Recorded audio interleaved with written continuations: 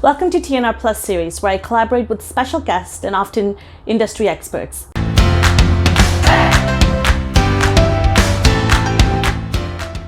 I'm Tharmila Rajasingam, licensed realtor with eXp Realty Brokerage here in Toronto. Our channel is all about Toronto real estate investing, wealth mindset, marketing, and personal branding. Subscribe to our channel, hit the like button, and hit the notification bell to get updates on new content. This video, I had the honor of sitting down with Sim Gakhar, life insurance agent and investment advisor at Hub Financial, one of Canada's leading investment agents. Sim is a member of $1 Million Roundtable, which includes top 1% of insurance professionals around the world. And my husband and I had a pleasure of working with Sim when we were thinking about our own financial goals. Sim is a strategic investment advisor, and she provides smart strategies to help professionals find financial solutions. On a personal note, I admire Sim's drive. She's determined to create results. As an investment investor, she understands why insurance is one of the important things you should keep in mind when purchasing real estate. Now let's go check out my conversation I had with Sim about why insurance is not only an important factor when it comes to financial security, but how it can help you fuel your investment and financial goals. Hi Sim, thank you so much for joining me in this conversation. I am so glad to have you. Thank you so much, Tharmila.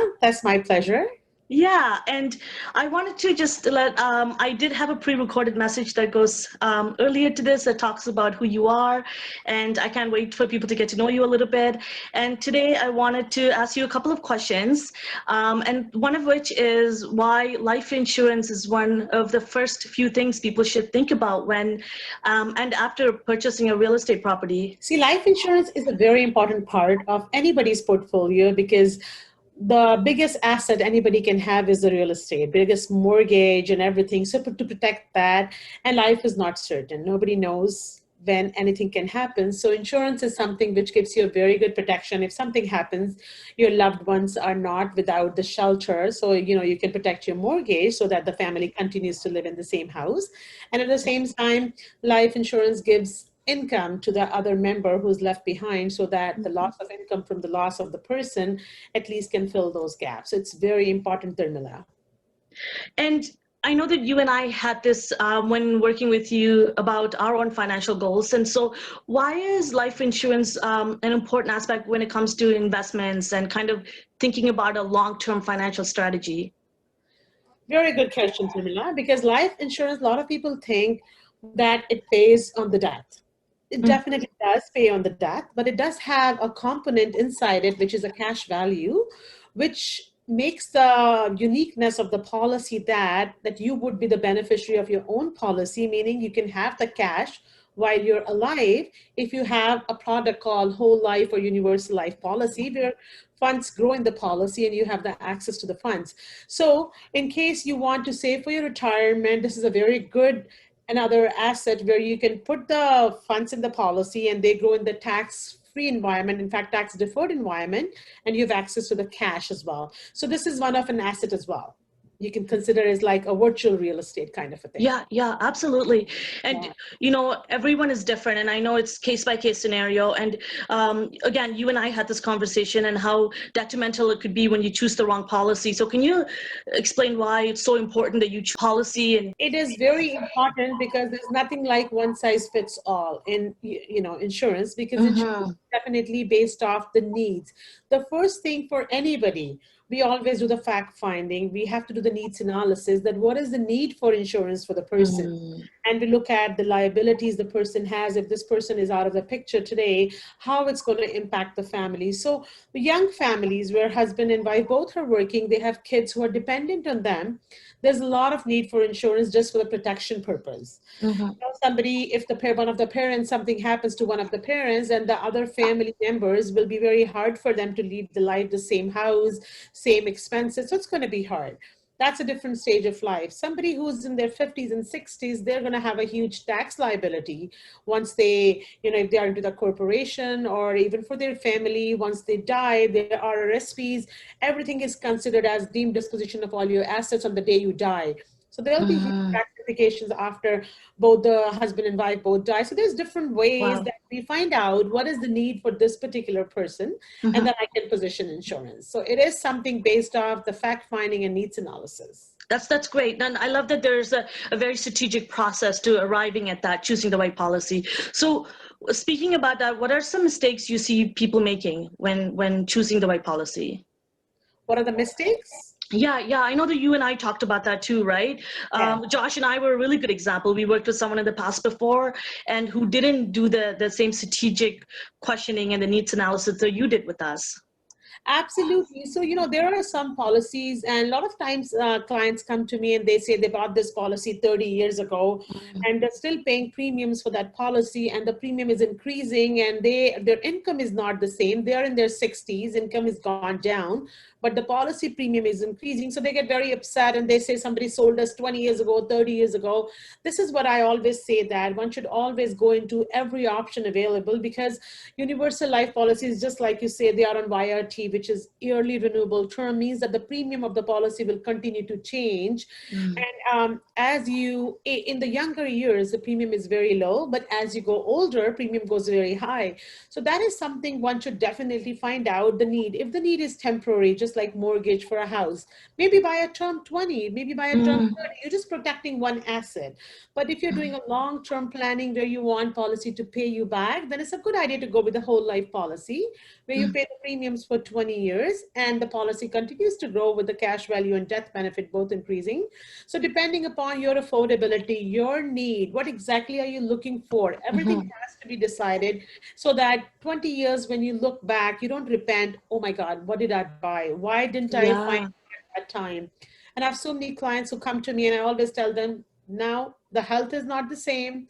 The premiums will be very high. Getting into a new policy is not possible because of the health.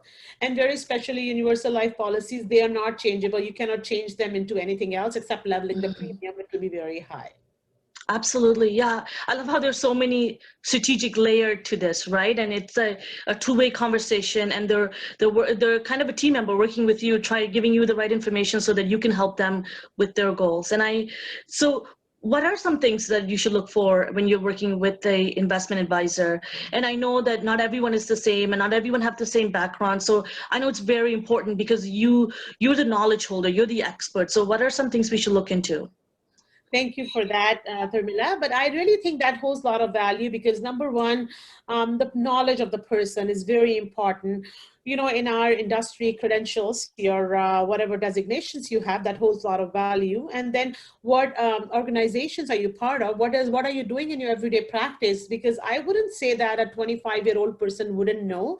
Of course, there's so much knowledge these days, but of course, you should definitely go to the person who does this as permanent, as the main purpose, not like as a side thing, because this industry needs so much upgrades every now and then. We have continuing education credits that we need. We have to do it, upgrading, changing with the time in the industry. A lot of new things come. So that experience plus keeping yourself up with the current is very important. So whenever somebody is looking for an advisor, they should definitely see that how that person has done in the past, because these days I think before you and me talk to anybody, we go on Google and find out about that person. So true. So I think that tells you a lot about it. Absolutely. Yeah. I know these are kind of an industry where a lot of people do this as a side gig, and that's great too, right? But there's some people that there's an experience that come with it. There's credentials that come with it. And I know, absolutely. Let's talk about some of the products that you offer. Oh my gosh, cute doggy in the back. Oh yeah, he sits with me all day. I have to. So he knows everything about insurance as well. He is Oh also my an advisor. goodness. Let him jump into the conversation. um, So yeah, tell us about some your products that you offer. So I know that on a personal level that you and I worked with each other on life insurance and we talked about health benefits. So can you give us a little bit more information about some of the products that you provide? Absolutely.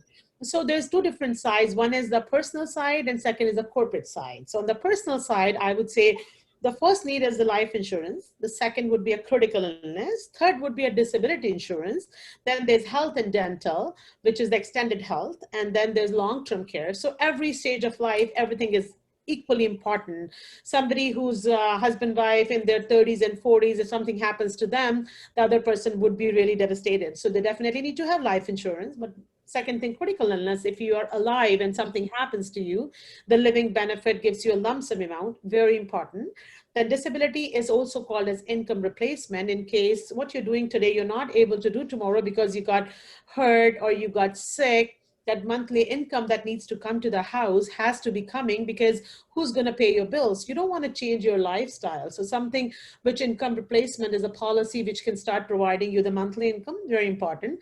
And then health and dental plans is that normally a lot of people have this from their work, but work is only till the time you're working. And when you change the employer, next employer might not offer. So depending upon the need, I always see if it's a fit or not. And then there's long-term care, because, once you get old, who's going to take care of you if you're not able to do ADL? ADL means activities of daily living. You cannot go to the washroom yourself. So there are some policies which provide you that kind of protection. I always encourage young adults to buy it for their parents, so that, because they're busy in their own lives too, and they won't have the time to take time off and stay with their parents. So that's a very, very good thing, the long-term care, you can get it. So at every stage, and it's very good to plan for these things for even for yourself when you're younger, so that the premiums are cheap and then you can pay them off while you are working. Yeah, I love that idea that you gave us once, that, your grandparents and such can buy your kids life insurance, that, and as an investment as well, so that one day that when they go to school or wherever, whatever business they're trying to look into open, that they can invest in it. I want people to know what's the best way to contact you, Sim? Oh, I can be contacted by calling me directly as well, which is my phone number, my cell number, 647-889-7290. And they're more than welcome to visit my website, which is my first name, last name.com, simgakhar.com. And my email is sim@simgakhar.com. So very simple. Amazing. I'll add the information at the bottom of this video, so that people can contact you directly. Thank you so much, Sim. I learned a lot today, and I'm so happy at an overview you were able to provide people with this information.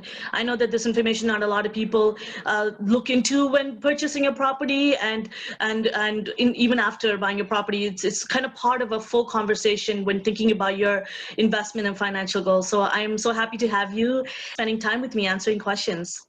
Thank you so much, Tharmila. I appreciate it. It's been my pleasure.